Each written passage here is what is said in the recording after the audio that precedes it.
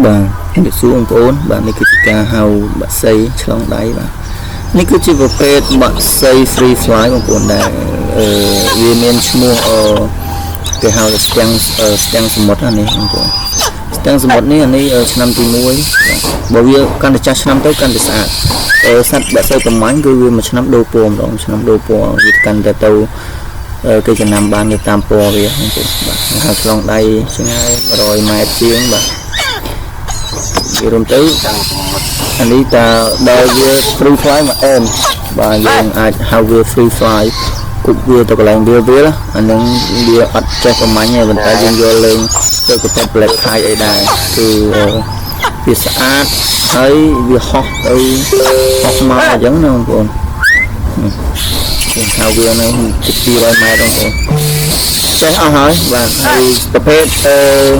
free fly អញ្ចឹងគឺងាយស្រួលបងប្អូនយើងអត់ចាំបាច់ប្រហាត់ឲ្យប្រមាញ់ឲ្យអីទេប្រហាត់តែមកឆ្លងដៃទម្លាក់គីឡូឲ្យទៅត្រូវយើងអាចយកវាដើរលេងបានណាបងប្អូនព្រោះប៉ុន្តែយើងត្រូវរកកន្លែងវាលកន្លែងណាវាធំអត់សូវមានដើមឈើឲ្យវាទុំបើចឹងទៅបានវាហោះស្អាតបាទហើយនេះគឺកូនស្ទាំងវិជាហើយនេះជាសត្វបាក់សីដែលបងគាត់ផ្ញើមកឲ្យយើងមើលថែអញ្ចឹងហើយនេះយើងយកមកចេញវាដើម្បីឲ្យ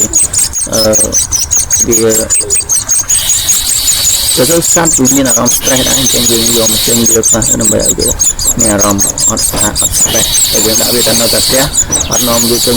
អីបង្ហោះវាលេងទៅវាមានអារម្មណ៍ stress ហើយកូនស្ទាំងវិជានេះគឺស្អាតមែនទែនបាទអរគុណច្រើនបងប្អូនគ្នាជម្រាបលា